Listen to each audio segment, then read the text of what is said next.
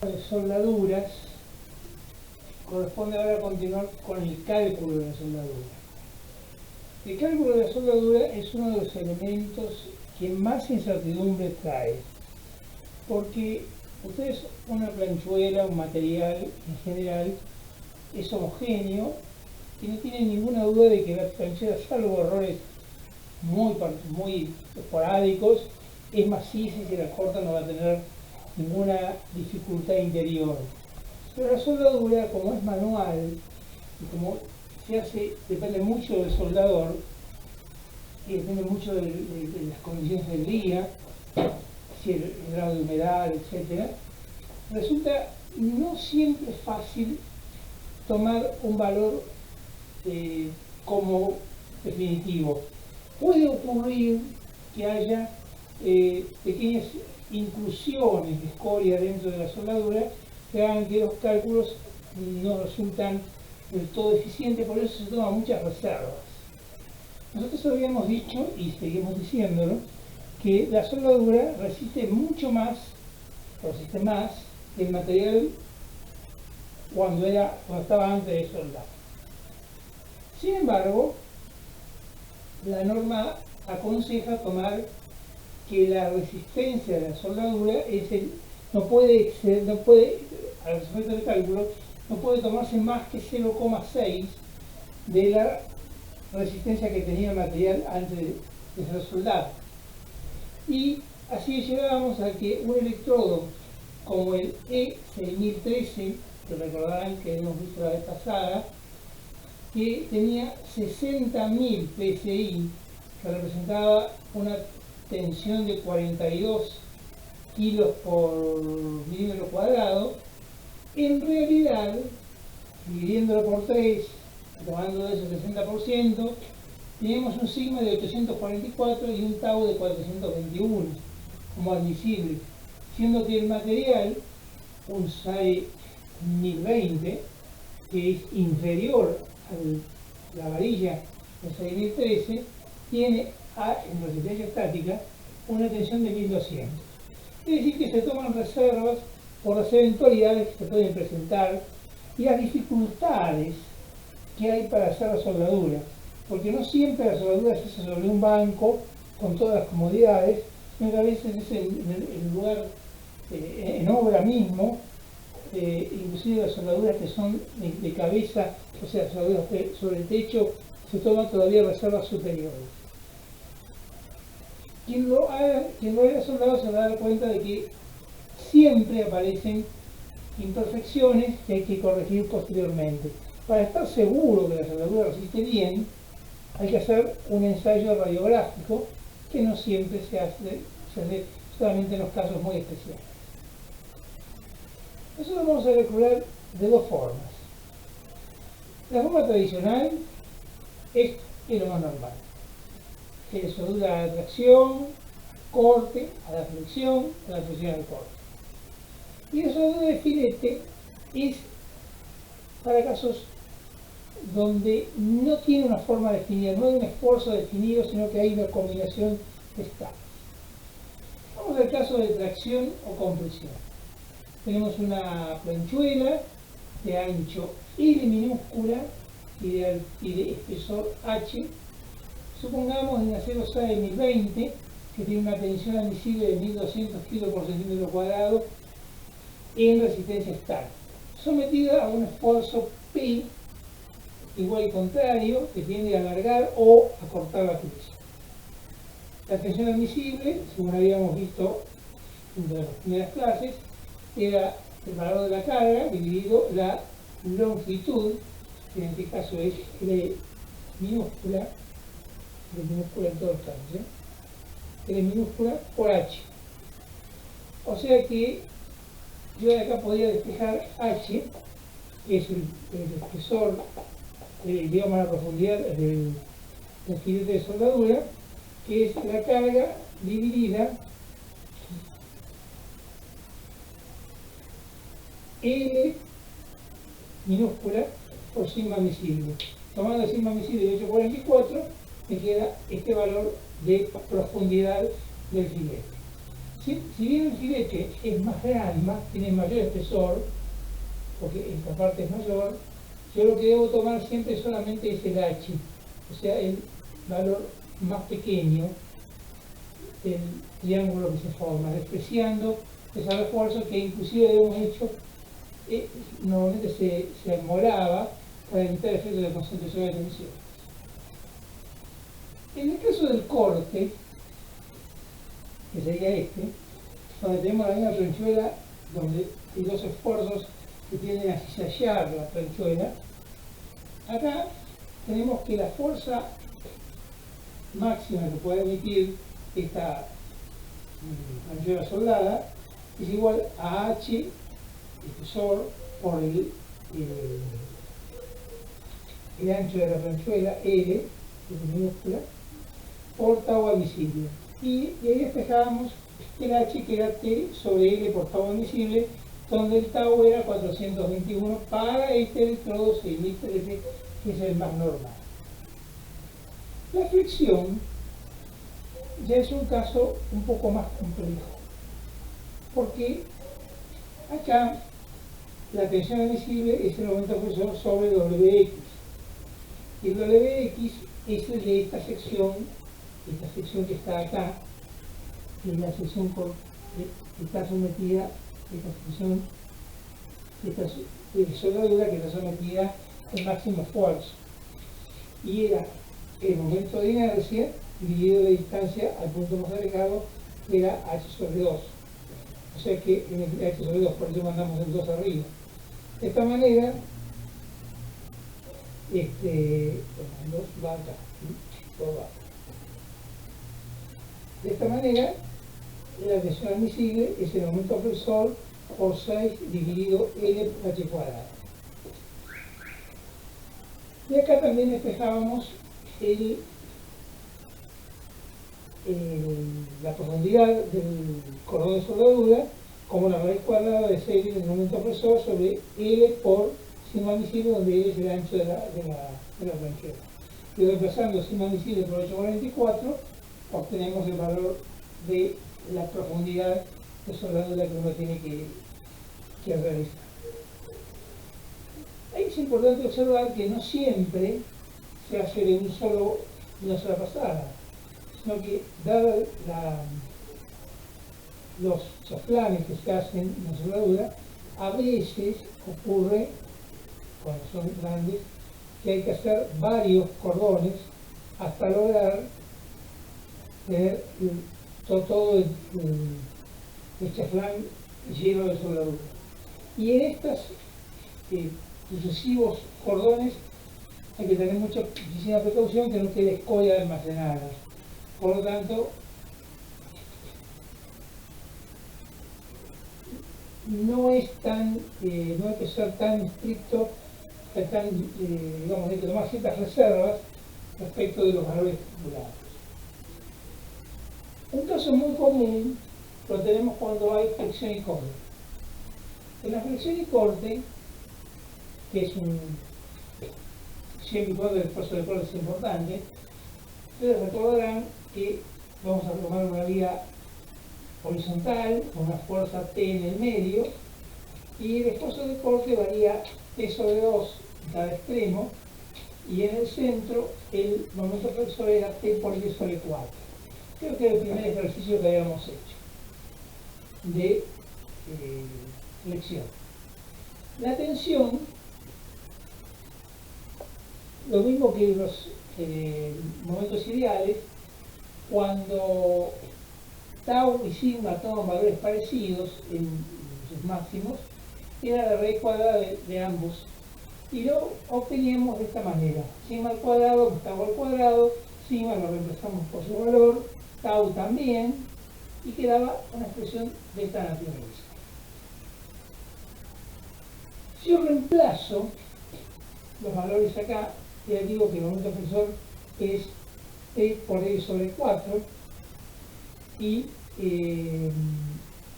reemplazo el WX por su valor de nueva expresión,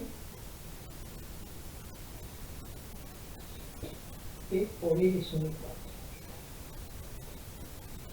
Y en la tensión de corte pongo el esfuerzo de corte dividido la superficie al cuadrado, obtengo la expresión del sigma compuesto de corte y flexión pura.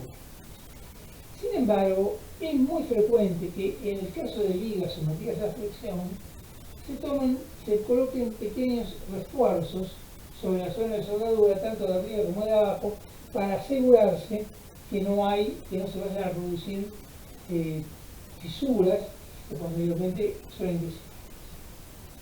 Esto sería el caso más normal que uno se puede presentar dentro del cálculo de soldadura.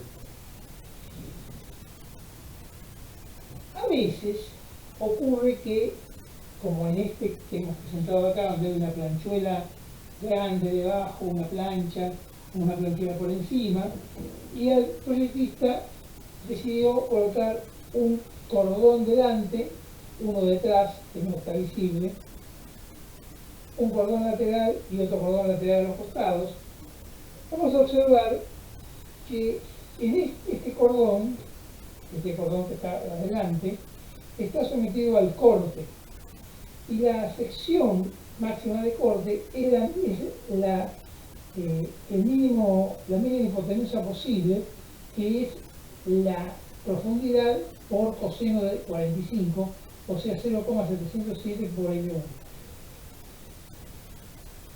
Estos cordones laterales están sometidos a tracción. Entonces, acá no queda más remedio que recurrir al círculo de Mohr. Círculo de Mohr que habíamos visto y que habíamos explicado en su momento, que es algo tal cual excede un poco los alcances de nuestro curso.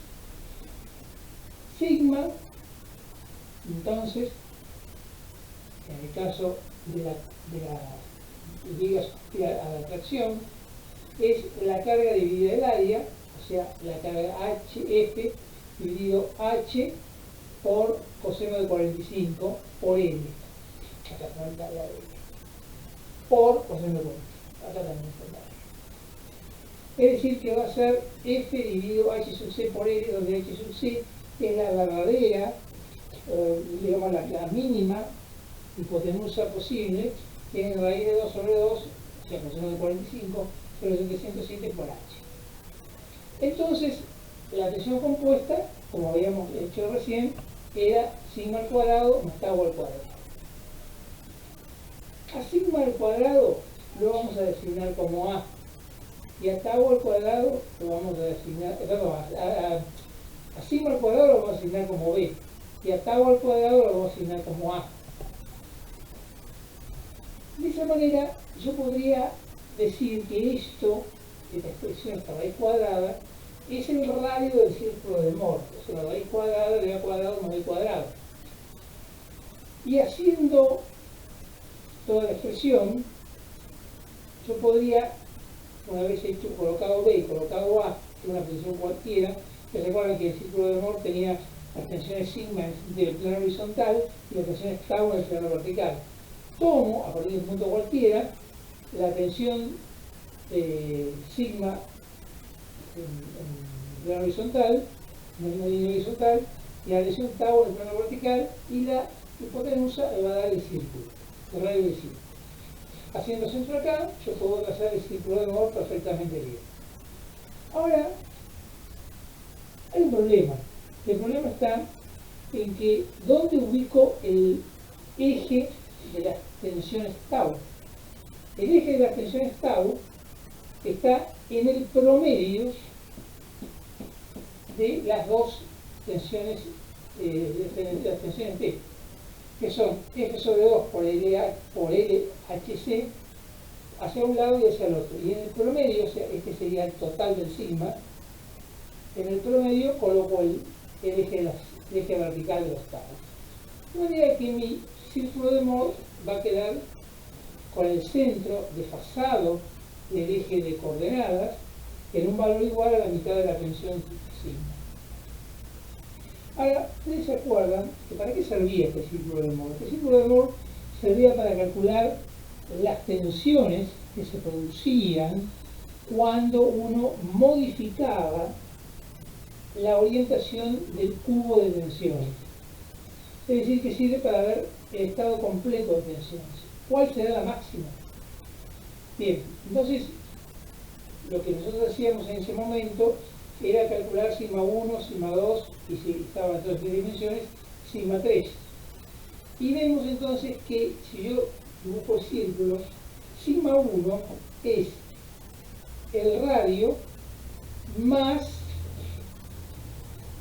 el valor de la tensión esta que tenemos acá, el valor este máximo va a ser igual al radio, este radio, más la mitad de la tensión sigma. Y esto, si yo hago las cuentas y pongo en el H sub C 0,707, hago las cuentas de todo, me va a dar 1,618 por F dividido H por L, y es el sigma máximo. Y este sigma máximo tiene que ser menor que la tensión de rotura del material sometido a un ensayo de tracción sísmica. Y el tau máximo es el radio, o sea que directamente es la raíz cuadrada, 1,118 dividido por F sobre H por L. Y el sigma 2, que es el mínimo, que en nuestro caso no me interesa, es 0,618 F dividido H por L. H es la profundidad del cordón soldado. Ahora bien, muchas veces nosotros hemos dicho que el tau es la mitad del sigma. Esto viene por una razón siguiente. En un ensayo de tracción simple, como por ejemplo puede ser este, con valores para ser coherente F y F, yo tomo un cubito de tensiones como ubicado en este lugar y veo que aquí hay una tensión sigma igual a F dividido el área. Entonces yo dibujo en mi círculo de Mohr este valor F dividido el área. También se acuerdan que en el círculo de Mohr el ángulo que yo giraba en el círculo es el doble, es la mitad del ángulo que gira en la pisa de angularidad. O sea que si yo girara acá 180 grados, sería la tensión que habría en un plano como este, en una dirección como esta. Y en una dirección como esta la tensión es cero. No hay, solamente hay tensiones sigma acá. Acá, en este sentido, sigma, esto va a ser cero. Entonces, mi círculo de Mohr va a quedar de esta forma. ¿Y cuánto vale el tau? El tau es el sigma sobre 2, que es la peor condición posible que yo pueda tener. Por ese motivo es frecuente tomar la tensión tangencial como la tensión máxima normal dividido por 2, y esa es la condición más desfavorable que podemos tomar. Bueno, enseguida seguimos con el tema de filetes. Continuando entonces con el problema del cálculo de las soldaduras, ya hemos superado la parte más compleja, que es cuando hay que aplicar el círculo de Mohr, que no es lo más frecuente. Lo más frecuente, nosotros lo tenemos que estar resuelto, lo más frecuente, bueno, al principio cuando tomamos esfuerzos simples, y cuando se producen los esfuerzos de corte y flexión, torsión o torsión y flexión, que son los más habituales que se pueden encontrar. Cuando tenemos flexión, una soldadura sometida a flexión, una soldadura sometida a flexión no solamente es un perfil soldado por la mitad, que sería el caso más desfavorable y donde yo siempre aconsejo colocar dos platinas de refuerzo por las eventualidades de la posible presencia de fuerzas dinámicas en algún momento. Acá tenemos una plancha soldada, una planchuela transversal, en la cual actúa una fuerza a una distancia L y produce evidentemente un momento flexor. Yo tengo que soldar todo alrededor del perfil de la planchuela cuadrada o rectangular que he colocado acá. Entonces, aplicando la idea o tratando de explicar lo que se pide en el ejercicio 4, yo digo, en lugar de tomar una planchuela rectangular o cuadrada, tomemos algo que lleve un poquito más complicación, que sería un perfil doble T, soldado a esta planchuela. Sería el caso este. Acá tenemos esta planchuela se corresponde con esta planchuela se corresponde con esta, y este perfil se corresponde con el doble T que yo he soldado acá. ¿Y dónde sueldo el doble T? Lo sueldo todo alrededor, todo alrededor. Entonces voy a encontrar que tengo que calcular el momento, el módulo resistente de la parte soldada, Ustedes recuerdan que a principios de año, cuando todavía este tema de la pandemia parecía que iba a durar muy poquito y que se empezó con el clavo y nadie habló de algo más allá de 2 o 3 semanas o un mes, empezamos con temas sencillos como eran las propiedades de las superficies y la tracción, empezamos con rodamientos, ¿no?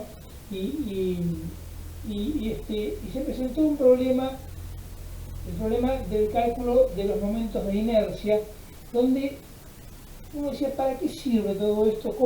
¿Cuánta complicación? Donde un error en una de las medidas implicaba que todo el cálculo que seguía a continuación estaba mal hecho.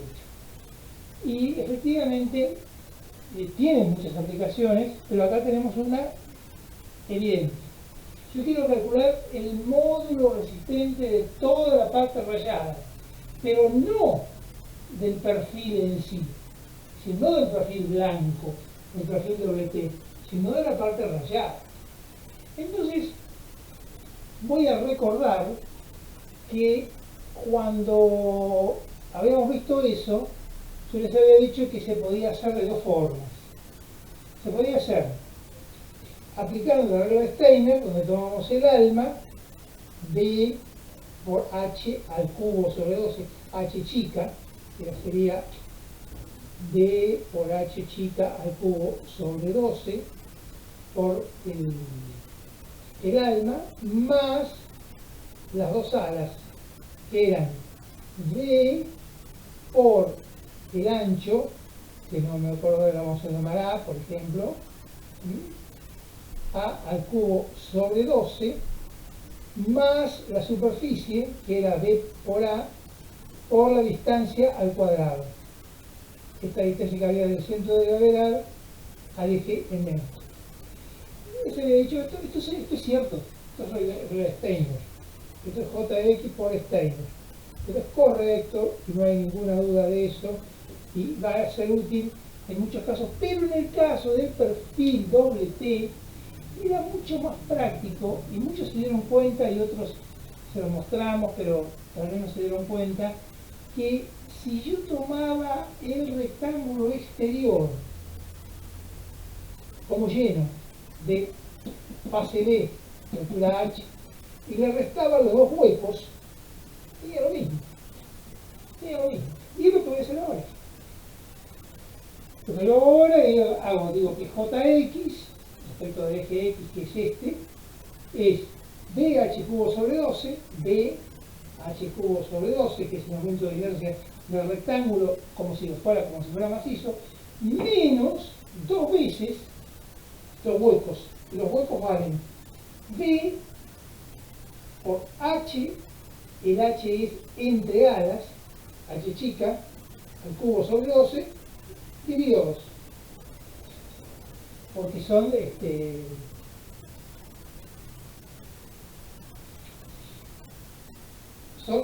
son 2 perfiles que tengo que tomar. Entonces tengo que tomar el B menor. Ahora bien, el WX era esta distancia, este valor de W de JX dividido la distancia al punto más alejado, que es la H sobre 2. Y recordaba, y observando que esta figura que tengo acá, que es más compleja, veo que me es muy útil aplicar esta idea. Porque si yo tomara por ejemplo, la parte rayada como la parte soldada, que es la parte soldada, digo que B sub S, que es el ancho soldado, es igual al ancho del perfil más 2 veces el espesor de soldadura.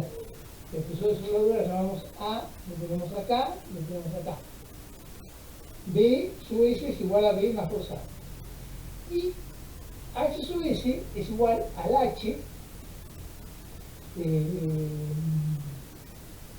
el H del perfil no es este precisamente, sino que es este otro, este H, más 2 veces también el espesor de soldadura. Y el ancho, digamos la altura de la parte interna de soldadura, H sub S, es igual al H, que es la distancia que hay entre las dos alas por dentro, menos 2A. ¿Y es lo que hago? Hago JXS, la parte soldada, el momento de inercia de la parte soldada es el rectángulo exterior, B sub S de base por H sub S. H sub S, ¿eh? Esto es H y esto que está acá es H sub S. Esto es H y esto es H sub S. Es acá B sub S por H sub S al cubo dividido 12 menos 2 veces, pero 2 veces los huecos. Pero ¿qué error cometo yo si tomo el DS, o sea, la parte esta, DS, perdón, DS es la parte interna, por HS al cubo dividido 12, menos el momento de inercia del material. Un error especial. Entonces puedo calcular el WXS fácilmente, sin complicarme demasiado, como un error insignificante. El error insignificante es considerar que el alma, que es muy pequeña, está como parte soldada. La tensión de soldadura a la flexión es el momento flexor exterior que está actuando realmente dividido WS. WS me lo copio, como lo tengo ahí. El momento flexor lo tengo. Y eso tiene que ser menor o igual, menor que la tensión de rotura del electrodo dividido 3 por 0,6, que habíamos visto que para un electrodo 6013 6013, que es el electrodo más normal, es 844 kilos por centímetro cuadrado, siempre y cuando la carga sea estática. La tensión de corte es el área dividido el área soldado, o sea, la fuerza aplicada, fuerza F aplicada, vemos allá, F, dividido 4 veces B sub S por A más H sub S por A, que es la parte soldada. Y eso tiene que ser menor o igual que la tensión de rotura del electrodo dividido 2 por ser tau y dividido 3 por ser carga estática, que era 421. Finalmente, la tensión combinada es la raíz cuadrada de ambas y tiene que ser menor o igual estricto a 844 kg por centímetro cuadrado. Y con eso lo resuelven ustedes en el ejercicio 5, que va a ser ilustrativo, mucho más, con números, es más sencillo de con letras. Eran 2 casos, nada más, y ya no nos molestábamos por este año, en cuanto a temas nuevos. El ejercicio 5 se refiere a una pieza sometida a torsión pura, es decir, una planchuela, una plancha y un perfil redondo, una barra redonda, soldada toda la periferia. Acá vamos a estar soldada toda la periferia. B sub S es el diámetro soldado y D es el diámetro de la barra. A es el ancho de la soldadura, suponiendo que la soldadura sea uniforme siempre pareja, cosa que mis dudas tengo que van a ocurrir de esa manera, con un brazo manual, por eso hay que tomar reservas y por eso tomamos el 0,6 para cubrirnos de las eventualidades. El momento torsión, ustedes se acuerdan, era 71.620 potencias sobre el número de vueltas. Tiene algo llamado fórmula de orden de la mecánica, que yo la dibujé cuando tratamos engranajes y que se usó tan extensamente durante gran parte del año. Bueno, acá viene de vuelta, todo regresa. Y el momento de inercia polar, ¿se acuerdan que era pi d a la cuarta sobre 32? Pero como acá está soldado, tengo que sumarle los dos espesores de soldadura, por lo tanto va a ser d más 2a todo a la cuarta sobre 32, menos el momento de inercia polar del material. Porque yo lo que estoy calculando, no se olviden, que es el momento de inercia polar de la soldadura. Lo mismo que allá, el momento de inercia ecuatorial de la soldadura, no de todo el material. Por lo tanto, debo restarle pi a la cuarta sobre 32. Haciendo la cuenta, o mejor, más que haciendo la cuenta, ordenando, dije la pi sobre 32 como factor común, de d más 2a a la cuarta, menos d a la cuarta, y los matemáticos se ocuparían de resolver este cuatrinomio, este binomio a la elevada a la cuarta, que es más fácil es ponerle números que elevarlo a la cuarta que hacer una expresión matemática. Por lo tanto, no lo vamos a hacer porque nosotros no somos matemáticos, por suerte, y nos dedicamos exclusivamente a resolver problemas numéricos, entonces le damos valores y se hace mucho más fácil. Entonces tengo el WP, que es el momento de inercia polar dividido a la distancia al punto más alejado. Entonces el punto más alejado es D sobre 2, el material. Alguien podría decir D más A, D más 2A. Podría ser, pero vamos a tomarlo aparte del marco. Vamos a tomar una reserva y vamos a tomar solamente D sobre 2. Entonces es copio de la parte de arriba, pi sobre 32 por D más 2A a la cuarta menos D a la cuarta sobre D sobre 2. Le doy la cuenta y saco el momento de inercia polar pi sobre 16D por D más 2A a la cuarta menos D a la cuarta. Esto me va a servir para poder calcular la tensión tangencial a que está sometida la pieza sometida a torsión soldada, que es el momento torsor dividido el WP de la parte soldada. Como diría así, ponerle una S acá, no estaría mal, para recordar una vez más que es la parte soldada. Y reemplazar el momento torsor por su expresión dada antes y WPS por su expresión también dada antes, tiene que ser igual a la tensión tangencial máxima que soporta la soldadura, que es menor estrictamente igual a la tau admisible, que es sigma admisible sobre 2, como habíamos visto hace un instante en la teoría de las condiciones.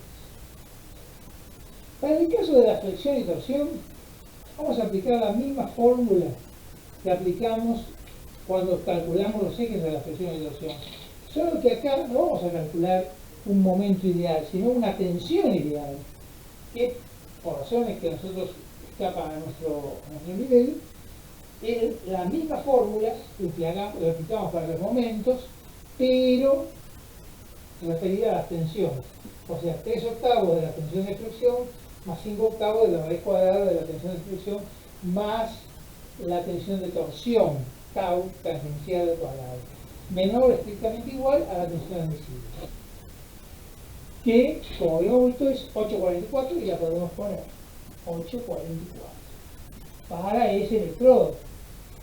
Si yo usara un electrodo de resistencia superior, supongamos que no me diera, yo podría usar un electrodo de tipo, por ejemplo, E10013, y el 10.013 tiene 100.000 PSI por centímetro cuadrado, por pulgada cuadrada, y ese va a resistir mucho mejor. Pero vamos a imaginar que lo sabemos todo con electrodo de punta azul, que son los que se consiguen en las ferreterías sin problema. En todo caso, hacemos un poco más de espesor de soldadura. Y acá lo tenemos el caso de la flexión y la torsión combinadas dibujadas. Ahora bien, todo esto de acuerdo con las normas de la AWG, que es las normas que se aplican en los Estados Unidos, son las únicas. No piensen que no hay otros textos que aplican otras fórmulas que dan valores bastante parecidos, o como decir, casi iguales, pero existen, y es bueno que lo sepan, unas normas que se llaman normas MIL. No están para nada emparentadas con las normas 9000 y 13000 de medio ambiente y de competitividad, sino que las normas MIL son las normas militares. Las normas militares dicen que todo tiene que estar resuelto. O sea, yo puedo soldar todo lo que quiero, pero además tengo que buscar una unión por medio de bulones por demás. Entonces tengo doble seguridad. De la misma manera como no puedo, según estas normas, soldar un cable solamente por soldadura, sino que lo tengo que atar y soldar para cubrirme de cualquier eventualidad, porque tiene que ser preparado para trabajar en cualquier condición de servicio. Y esas son las normas más estrictas que se pueden imaginar, pero que ustedes no van a aplicar porque están en el ámbito civil. Bueno, con esto hemos terminado la parte de